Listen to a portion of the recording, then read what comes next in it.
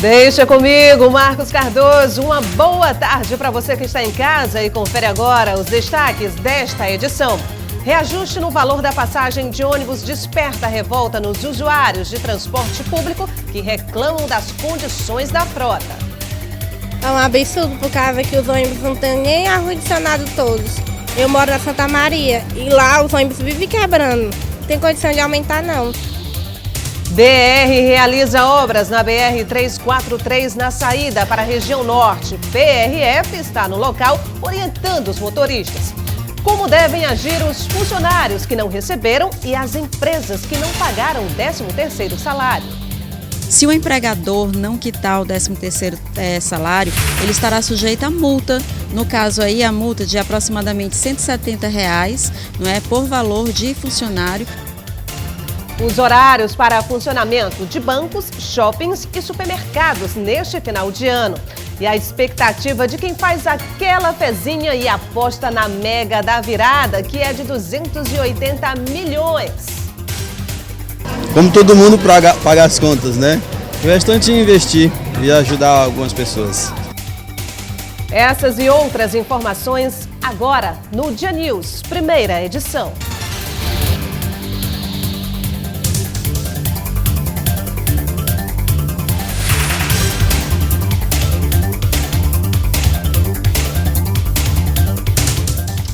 Com o anúncio do reajuste da passagem de ônibus, que deverá ficar em R$ 4,02 a inteira, torna-se mais evidente as reclamações de usuários do transporte público no que diz respeito à estrutura da frota aqui de Teresina. Os repórteres Lalesca Setúbal e Jonas Santos ouviram a população e mostram também a diferença que este aumento vai fazer no orçamento dos usuários. Não é segredo que o aumento da passagem de ônibus para R$ 4,10 não agrada quem precisa do transporte. É um absurdo por causa que os ônibus não têm nem ar-condicionado todos. Eu moro na Santa Maria e lá os ônibus vivem quebrando. Não tem condição de aumentar, não. Para fechar o valor, a passagem é baseada em alguns indicadores. 4% do preço é referente ao Índice Nacional de Preço ao Consumidor. 13% da variação dos preços dos combustíveis, 6% do preço de veículos e o restante vai para a remuneração das empresas. O Índice Nacional de Preço ao Consumidor, ele afeta todo e qualquer insumo básico que é distribuído para a família, para o cidadão, desde a farinha, o feijão, o arroz, carros e determinados itens que sofrem reajuste em cima dele. O Índice de Preço de Veículos, ele afeta a parte de automotores, vendas de carros, caminhões, insumos como pneus e dispositivos acessórios que fazem parte da mecânica veicular. E o diesel, combustível, né? Basicamente o que usa para se mover esses veículos ao longo do país. Outro valor que também está incluso na passagem inteira são as gratuidades e descontos, como por exemplo para os estudantes, que é de 68%. Segundo o economista, isso interfere no aumento do valor. Essas gratuidades, os subsídios, todos eles estão incorporados no custeio do sistema, juntamente com os impostos, juntamente com o gasto que se tem com o pessoal, os gastos que se tem com manutenção da frota. Tudo isso entra na conta e acaba que estabelecendo uma estrutura de custos para o sistema de transporte público como um todo. A Agenor paga a passagem inteira e não concorda com a porcentagem de descontos para os estudantes. Porque tem muito servidor público aí que tem esse direito, mas tem um salário bom, ele pode pagar o ônibus. Inclusive o oficial de justiça que tem esse direito. Mas eu acho que tem muito oportunista e espertalhões usufruindo desse direito por conta da politicagem. É o que está acontecendo, por isso que sai caro para a gente. Outra reclamação de quem pega ônibus todo dia é o sucateamento do sistema. A qualidade dos ônibus, o serviço que a gente paga não condiz com o preço da passagem. São 440 ônibus na frota de transportes públicos e esse número é dividido por zonas. 180 nas zonas leste e norte e 260 nas zonas sudeste e sul. Esse número é dividido pelo tamanho da localidade e também do percurso. De acordo com o Plano Diretor de 2007, que culminou no edital de licitação de 2014, foi identificado um modal de transporte, ou seja, cada região possui uma forma de se transportar. A Zona Norte, por exemplo, identificou uma modalidade de bicicleta que nas outras zonas não acontece no mesmo formato. Então, em virtude desses modais de transporte, bicicleta, motocicleta, a pé, transporte coletivo e outros mais, as zonas Norte e Leste, elas possuem uma frota ligeiramente inferior às outras duas zonas, que é a Zona Sudeste e a Zona Sul. Com toda essa situação, aumento da passagem em transportes ruins, se o Bruno pudesse escolher, não pegaria ônibus. Só ando mesmo porque, às vezes, porque é preciso, né? Mas se tivesse outro meio, não pagaria. Bom, a revolta é justa de quem utiliza o transporte público, mas o que mais parece é que o usuário vai ter que aceitar, não sei se calado, mas vai ter que aceitar esse reajuste que vai sim ficar a passagem inteira R$ 4,02. Olha, o aeroporto de Teresina passará por uma nova reforma, desta vez na estação de passageiros. A obra deverá durar 7 meses. Mais informações com Zanviana. Nos meses de novembro e dezembro, o aeroporto de Teresina, Petrônio Portela, teve a pista interditada totalmente em alguns horários da semana. Também por conta da reforma, a previsão é que a pista seja totalmente liberada no dia 31 de dezembro deste ano.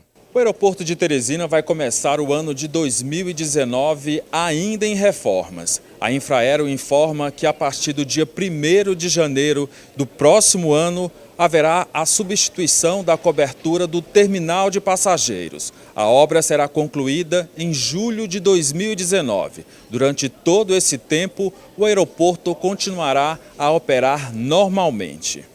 Para a execução da obra, todo o primeiro pavimento do terminal de passageiros ficará fechado por cerca de 7 meses para remoção e demolição de equipamentos e instalações. Todas as atividades aeroportuárias, comerciais e operacionais serão remanejadas para o pavimento térreo. Assim, não haverá comprometimento dos voos. Olha, alguns empregadores enfrentam um problema extra neste final de ano. É que eles não conseguem pagar o 13º salário. Ruim para o empregado.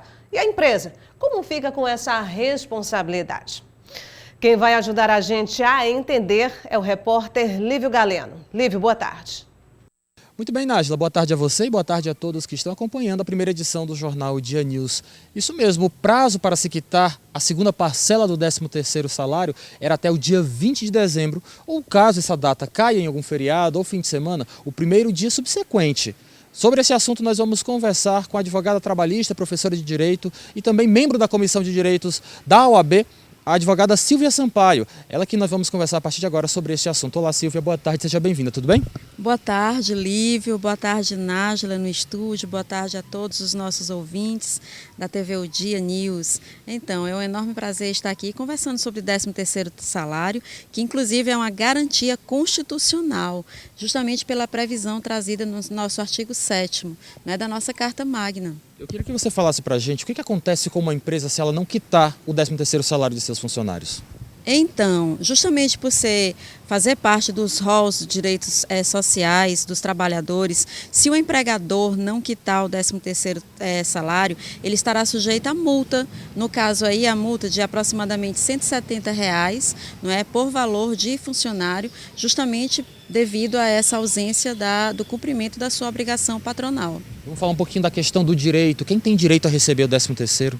Então, tem direito a receber o 13º todos os trabalhadores com carteira assinada, sejam trabalhadores urbanos, trabalhadores rurais, trabalhadores domésticos. Também terá direito a receber o 13º salário os aposentados e os pensionistas, só que esses deveriam, né, ter recebido antecipadamente. Como é feito o cálculo do 13º? O 13º salário, justamente por ele ser trazido como uma forma de gratificação, não é?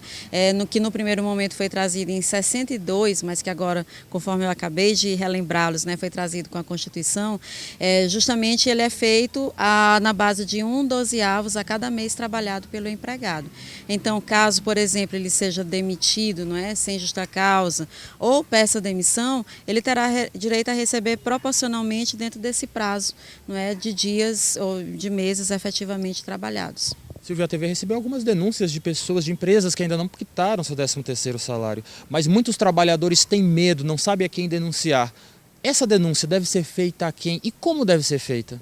Então, o órgão de fiscalização em relação às normas trabalhistas, não é, ou ao cumprimento das obrigações patronais por parte dos empregadores, é o nosso Ministério do Trabalho.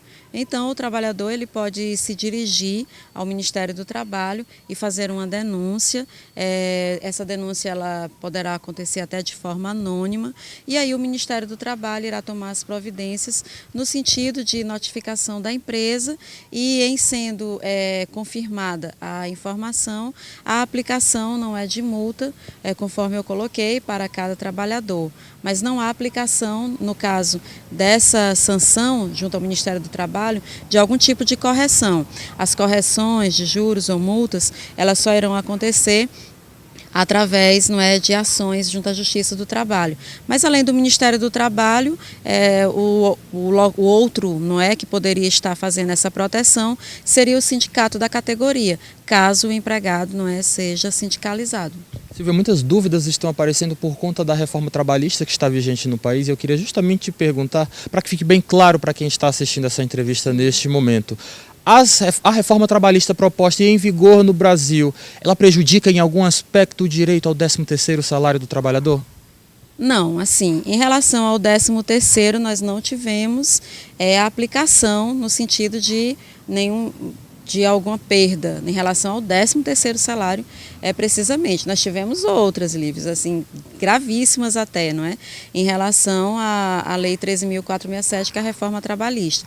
Mas o 13º, ele está, no primeiro momento, protegido, a não ser que venha nova legislação aí e venha prejudicar ainda mais os trabalhadores. Ok, Silvia, muito obrigado pela sua participação, excelente fim de ano para você, até a próxima, volte sempre, tá bom?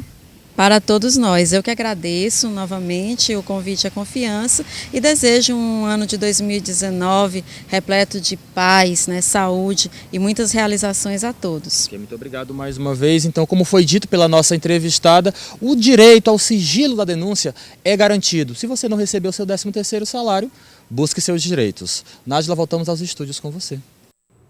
Ok, Lívio, muito obrigada. A seguir, confira quais os horários de bancos, shoppings e supermercados neste feriado.